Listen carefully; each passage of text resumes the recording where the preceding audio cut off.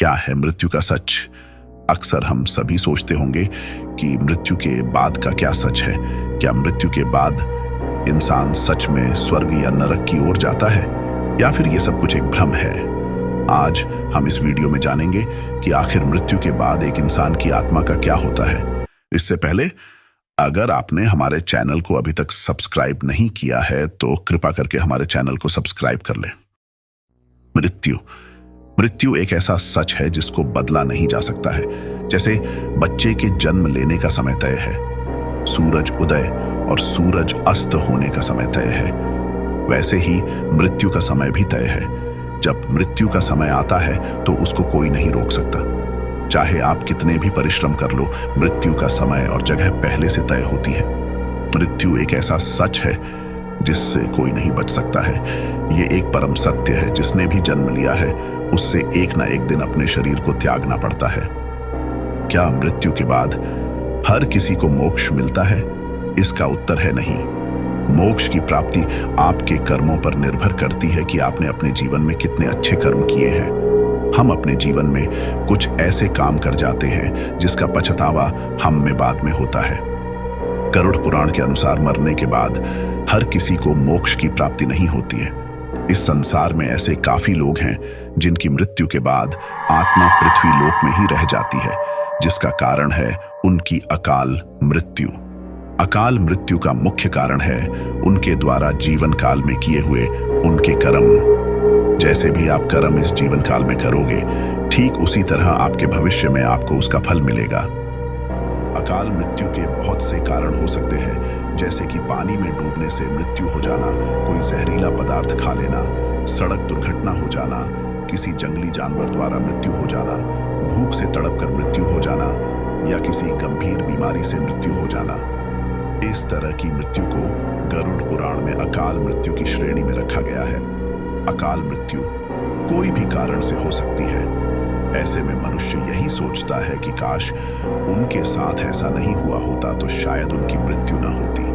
अकाल मृत्यु का सबसे बड़ा कारण है मनुष्य के द्वारा किए हुए दुष्कर्म। हमारे वेदों के अनुसार किसी भी मनुष्य की आयु 100 वर्ष निश्चित की गई है। अब यहाँ प्रश्न उठता है कि फिर मनुष्य की अकाल मृत्यु क्यों हो जाती है? इस सवाल के उत्तर में गरुड़ पुराण में श्री हरि बताते हैं कि मनुष्य अपने जीवन काल में कुछ ऐसे गलत कार्य करते हैं जिनमें उन्हें सही और गलत की पहचान नहीं हो पाती है। श्री हरि ये भी बताते हैं कि मनुष्य की अकाल मृत्यु तभी होती है जब किसी इंसान का शरीर उसे धर्म कार्य करने की अनुमति नहीं देता। इसके अलावा जब मनुष्य धर्म कार्य को अपनी मर्जी से त्याग देता है तो पृथ्वी पर उसके जीवन की अवधि कम हो जाती है। देखा जाए तो हर इंसान का कर्म से उसका धर्म होता है। मनुष्य की अकाल मृत्यु का कारण उसके कर्म है।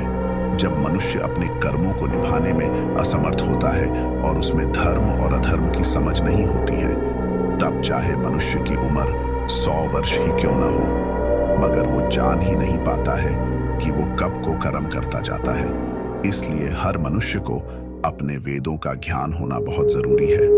गरुड़ पुराण में विष्णु जी ने मनुष्य के 7 चक्रों के बारे में भी बताया है। जब मनुष्य की अकाल मृत्यु हो जाती है तो मनुष्य अपने 7 चक्रों को पूरा नहीं कर पाता है, जिसकी वजह से मनुष्य की मृत्यु के बाद भी काफी कष्ट भुगतने पड़ते हैं।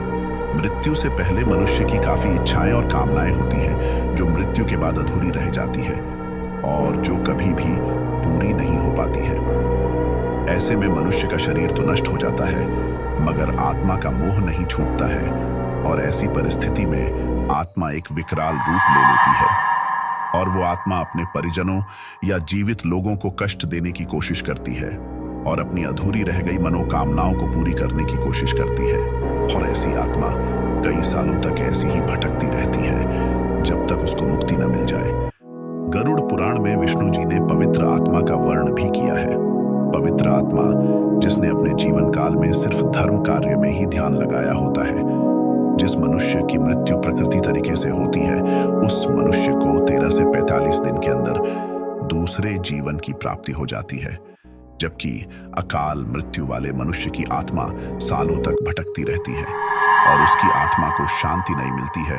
उसके कर्मों की वजह से आत्महत्या भी अकाल मृत्यु की श्रेणी में आती है। अकाल मृत्यु में आत्महत्या को सबसे नीचे स्थान पर जगह दी गई है। विष्णु जी गरुड़ पुराण में कहते हैं कि जो मनुष्य आत्महत्या करता है वो सीधे सीधे ईश्वर का निरादर करता है। विष्णु जी आगे कहते हैं, आत्महत्या करने वाला मनुष्य की आत्मा इस संसार में तब तक भटकती रहती है जब तक कि वो अपने जीवन चक्र को पूरा नहीं कर लेता है। जब कोई मनुष्य मौत को गले लगाता है तो उसे ये लगता है कि वो सभी दुखों से मुक्त हो जाएगा, मगर ऐसा नहीं होता है, क्योंकि आत्महत्या करने वाले मनुष्य को न तो नरक लोक मिलता है और न ही स्वर्ग लोक में जगह प्राप्त होती है। ऐसी आत्मा को काफी कष्टों से गुजरना पड़ता है और ये आत्मा तब तक पृथ्वी लोक में कष्ट सहती रहती है जब तक उसका जीवन चक्र पूरा नहीं हो जाता है। गरुड़ पुराण में अकाल मृत्यु हो जाने पर मनुष्य की आत्मा को शांति के बहुत से उपाय बताए गए हैं। गरुड़ पुराण में बताया गया है कि यदि मृत मनुष्य के प्रियजन उसकी विधि अनुसार पिंड दान करते हैं और साथ में मृत मनुष्य के लिए दान पुण्य भी करते हैं तो आत्मा को जल्दी से मुक्ति मिल जाती है। इस विधि को उनके परिजनों को जितना ज्यादा से ज्यादा समय तक हो सके उतने वर्ष तक करना चाहिए, तब जाकर उनकी आत्मा को शांति मिलती है और उनको नया जन्म मिलता है। हमें हमेशा अपने जीवन में अच्छे कर्म करने चाहिए, जरूरत पड़ने पर सबकी मदद करनी चाहिए, दान पुण्य करना चाहिए। भगवान को हमेशा शुक्रिया अदा करना चाहिए कि उन्होंने हम में एक इंसान का जीवन दिया, क्योंकि इन्हीं सभी प्रयासों को करने से हमारे भाग्य को बदलने की शक्ति होती है। इसलिए अपने जीवन में हमेशा पुण्य करें और साथ में अपने प्रियजनों को भी इसके लिए प्रेरित करें, ताकि उनके भी जीवन में खुशियां बनी रहे। जीवन में कोई भी चीज स्थायी नहीं है, जो आज है वो कल नहीं होगा। यहाँ तक कि हमारे रिश्ते भी स्थायी नहीं है, जहाँ आप रहते हैं वो भी स्थायी नहीं है। इसीलिए हमेशा खुश रहे और दूसरों के साथ भी खुशियां बांटे। आपका बहुत बहुत शुक्रिया हमारी वीडियो को पूरा देखने के लिए। अगर आपको ये वीडियो पसंद आया तो हमारे चैनल को सब्सक्राइब करें और इस वीडियो को अपने दोस्तों को भी शेयर करें।